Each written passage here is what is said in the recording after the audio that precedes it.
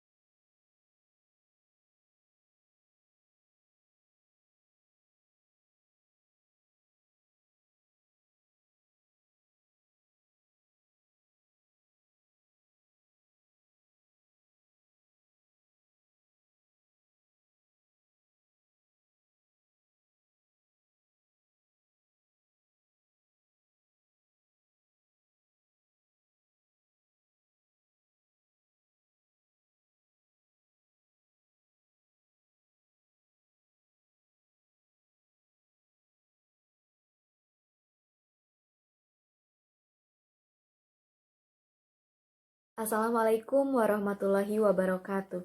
Di sini saya akan memaparkan materi kedua mengenai cara mengembangkan pembelajaran konstruktivistik dalam proses pembelajaran IPS SD.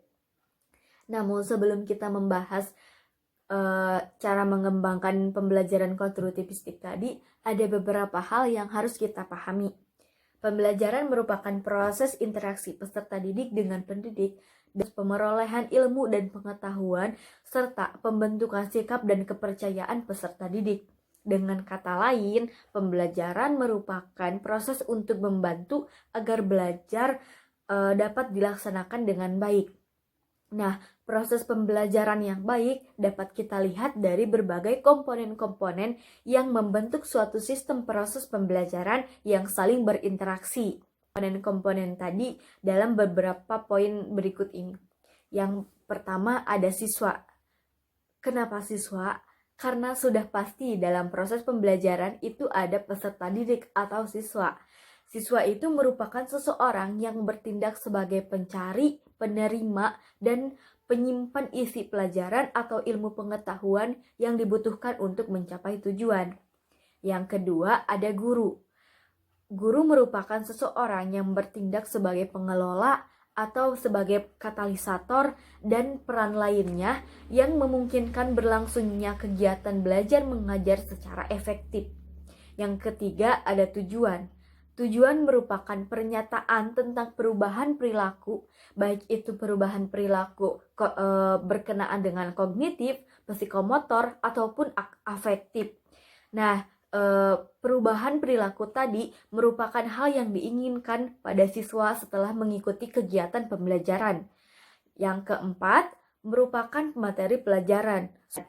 Materi pelajaran itu sendiri merupakan segala informasi berupa fakta, prinsip, dan konsep yang diperlukan untuk mencapai tujuan tadi. Dengan adanya materi pelajaran, maka tujuan pun akan tercapai dengan baik dan terstruktur. Kemudian yang kelima, ada metode.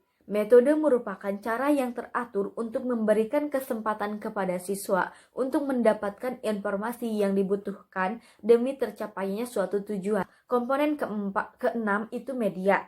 Media merupakan bahan pengajaran dengan atau tanpa peralatan yang digunakan untuk menyajikan informasi kepada siswa. Yang terakhir ada penilaian.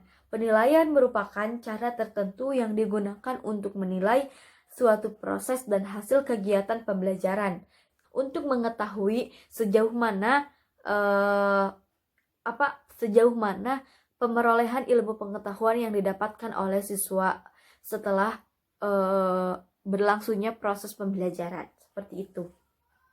Ada 3 prinsip pembelajaran dalam pandangan Brunner pada tahun 1983 yang dapat dikembangkan dalam pembelajaran IPS di SD. Di antaranya, prinsip yang pertama adalah pembelajaran harus berhubungan dengan pengalaman serta konteks lingkungan siswa sehingga hal itu dapat mendorong mereka untuk belajar. Intinya, ketika kita menyajikan suatu materi pelajaran kepada siswa ataupun kita merangsang siswa untuk belajar mengenai IPS, kita harus bisa mengaitkan materi pembelajaran itu dengan konteks lingkungan sosial kehidupan siswa sehari-hari. Mengapa demikian? Karena hal itu dapat mendorong ataupun memancing semangat siswa untuk terus belajar dan mengonstruksi pengalaman serta pengetahuannya yang ia peroleh dari kegiatannya sehari-hari, dari pengalaman-pengalaman yang sudah ia lalui. Kemudian yang kedua, pembelajaran harus terstruktur sehingga siswa bisa belajar dari hal-hal yang mudah ke hal-hal yang sulit. Pembelajaran itu dimulai dari tingkat terendah atau diawali dari hal yang paling sederhana. Yang ketiga, pembelajaran harus disusun sedemikian rupa sehingga memungkinkan para siswa dapat melakukan eksplorasi sendiri dalam mengonstruksi pengetahuannya. Nah, sudah jelas bahwa ketika dalam proses pembelajaran, seorang pendidik harus bisa memberikan pembelajaran yang dapat menarik perhatian dan semangat siswa untuk terus belajar, menggali potensinya, menggali pengetahuan dan pengalamannya untuk dikonstruksi menjadi suatu ilmu pengetahuan. Terakhir, poin dari segala poin merupakan cara untuk mengembangkan proses pembelajaran tadi. Yang pertama, siswa mencari dan mengembangkan materi yang akan dipelajari secara mandiri. Sudah jelas bahwa pendekatan konstruktivistik ini lebih menekankan pada pendekatan student center, di mana proses pembelajarannya itu siswa harus lebih berperan aktif untuk mencari, memperoleh dan mengonstruksi pengalaman serta pengetahuannya sendiri gitu.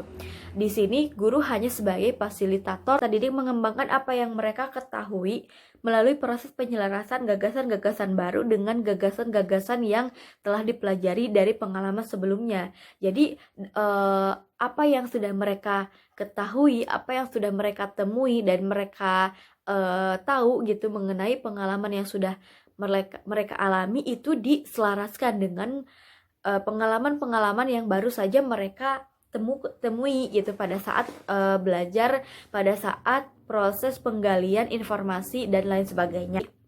Pendukung konstruktivistis berpendapat bahwa para siswa belajar sesuatu bergerak dari pengalamannya atau pengetahuan sebelumnya.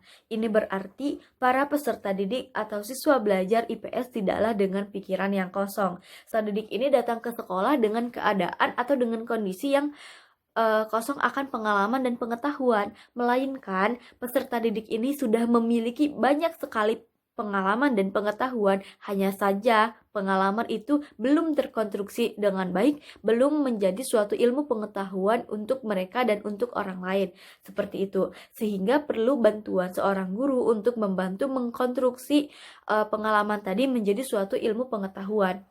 Selanjutnya, yang kedua, penggunaan teknik bertanya dalam proses pembelajaran. Teknik bertanya atau kegiatan tanya jawab antara guru dan siswa merupakan cara untuk mengembangkan pembelajaran konstruktivistik guna untuk menggali potensi belajar serta memfasilitasi berkembangnya pengalaman-pengalaman belajar yang baru. Dialog atau teknik bertanya ini atau kegiatan tanya jawab ini sangat relevan dengan model-model pembelajaran yang dengan model-model pertanyaan yang ada dalam pembelajaran IPS, karena selama ini pendekatan di SD itu biasanya masih menggunakan teknik ceramah, di mana seorang guru yang masih berperan aktif, yang masih memiliki peran seutuhnya dalam proses pembelajaran, sedangkan dalam kurikulum saat ini siswa diharuskan memiliki peran aktif, memiliki peran utama dalam kegiatan pembelajaran. Karena untuk menekankan aspek kognitif dan meningkatkan keterampilan-keterampilan sosial yang lainnya, seperti itu. Yang selanjutnya, cara ketiga adalah penggunaan model pembelajaran berbasis portofolio. Pembelajaran IPS menggunakan model pembelajaran berbasis portofolio. Ini semua dikarenakan siswa akan melakukan interaksi dengan lingkungan sekitar atau di luar kelas, di mana siswa akan melakukan observasi langsung di lingkungan sekitarnya atau dari hasil pengalaman-pengalamannya dalam kehidupan sehari-hari, seperti itu. Nah, dari hasil observasi tadi atau dari hasil penemuannya itu dikumpulkan atau dirangkum dalam sebuah portofolio sesuai dengan yang dikemukakan oleh Budiman Shah pada tahun 2003. Dalam pendekatan pembelajaran IPS berbasis portofolio merupakan salah satu contoh penerapan model pembelajaran konstruktivistis yang dapat diterapkan dalam pembelajaran IPS. Dengan pendekatan pembelajaran ini, siswa dapat mengembangkan konsep-konsep sendiri dalam memecahkan masalah-masalah sosial dalam kehidupan masyarakat. Seperti yang kita ketahui bahwa landasan teori dari pendekatan konstruktivistik ini selain teori kognitif adalah teori sosial, di mana siswa belajar dari pengalaman ia menyelesaikan permasalahan-permasalahan dalam kehidupan pribadinya gitu. Siswa belajar dari pengalaman ia menyelesaikan masalah ketika di baik itu di lingkungan keluarga, di lingkungan masyarakat ataupun di lingkungan yang lebih luas lagi, ketika ia belajar menyelesaikan masalah gitu. Seperti itu. Yang kemudian dari model pembelajaran tadi akan dapat mengembangkan kepekaan terhadap masalah-masalah sosial di lingkungannya, mengembangkan prosedur berpikir ilmiah, meningkatkan rasa percaya diri, serta mengembangkan keterampilan-keterampilan sosial dalam ikut serta meningkatkan partisipasi sosial. Itu tadi 3 poin cara mengembangkan pembelajaran konstruktivistik dalam pembelajaran IPS. Semoga dapat dipahami. Terima kasih. Ini saya akan menjelaskan mengenai ciri-ciri guru konstruktivistik dalam pendidikan IPS SD. Menurut pandangan Brook and Brook pada tahun 1999, pendekatan konstruktivistik mengharuskan guru-guru IPS SD melakukan hal seperti berikut. Yang pertama, bisa dibaca, menurut Brook and Brook, kemandirian dan inisiatif itu akan mendorong siswa untuk menghubungkan gagasan dan konsep. Yang dimana biasanya siswa itu berinisiatif menjawab atas pertanyaan-pertanyaan yang kritis dan menganalisis pertanyaan tersebut. Kemudian, poin kedua, bisa dibaca, menggunakan data mentah. Dalam proses pembelajaran IPS yang konstruktivistik, biasanya diadakan melalui proses diskusi yang akan membangun kemampuan siswa dalam membuat prediksi, analisis, serta kesimpulan secara mandiri. Selanjutnya, poin ketiga, ada memberikan tugas-tugas yang biasanya menghubungkan klasifikasi, analisis, melakukan prediksi atas peristiwa yang terjadi dalam kehidupan sehari-hari. Nah, pelajaran IPS ini biasanya kan penuh dengan cerita, baik yang disajikan secara lisan yang disampaikan oleh guru maupun tulisan. Nah, diharapkan dalam proses pembelajaran ini dapat melatih kemampuan siswa yang dimana akan mengembangkan imajinasinya, serta membangun prediksi apa yang terjadi di kemudian harinya. Selanjutnya ada poin keempat, yang dimana guru tuh harus bersifat fleksibel terhadap respon dan interpretasi siswa dalam menghadapi masalah-masalah sosial, serta bersedia mengubah strategi pembelajaran yang bergantung pada minat siswa, serta mengubah isi pembelajaran sesuai dengan situasi dan kondisi siswa. Nah, biasanya dengan mengembangkan konsep-konsep baru sesuai dengan konteks atau kejadian di lingkungan setempat sebenarnya, nah guru tuh sudah bersifat fleksibel untuk menampung minat siswa dalam menghadapi masalah-masalah sehari secara langsung. Kelima, yakni memfasilitasi siswa untuk memahami konsep sambil mengembangkan melalui dialog dengan siswa. Nah, apabila kita memberikan seperti LKS saja, model latihan seperti itu cenderung membelenggu terhadap kreativitas berpikir siswa. Oleh karena itu, materi yang sifatnya pemahaman dan interaktif dalam pembelajaran IPS adalah sangat bermanfaat untuk melatih siswa dalam berpikir kritis. Selanjutnya ada poin ke-6, mengembangkan dialog antara guru dengan siswa dan antara siswa dengan rekan-rekannya. Nah, menurut hasil penelitian, pengalaman pembelajaran kooperatif atau cooperative learning telah mampu meningkatkan daya tarik interpersonal di antara siswa yang semulanya hanya memiliki prasangka yang kurang baik, akan menghasilkan prasangka yang baik, dan pengalaman tersebut telah meningkatkan interaksi antara kelompok.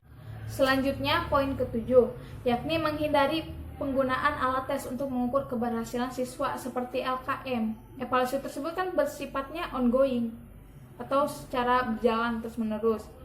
Nah, jika seorang mengajukan pertanyaan dengan mempunyai tujuan hanya untuk memperoleh jawaban satu yang benar saja, bagaimana siswa bisa mampu mengembangkan minat dan keterampilannya dalam menganalisis yang diperlukan untuk inquiry, seperti itu saja.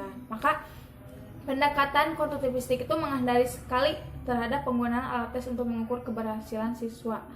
Selanjutnya, yang ke-8, mendorong siswa untuk membuat analisis dan elaborasi terhadap masalah-masalah kontroversial yang dihadapi. Dalam poin 8 ini, siswa tuh diajak untuk mengembangkan argumentasinya terhadap pemikiran tentang mempertahankan sesuatu gitu.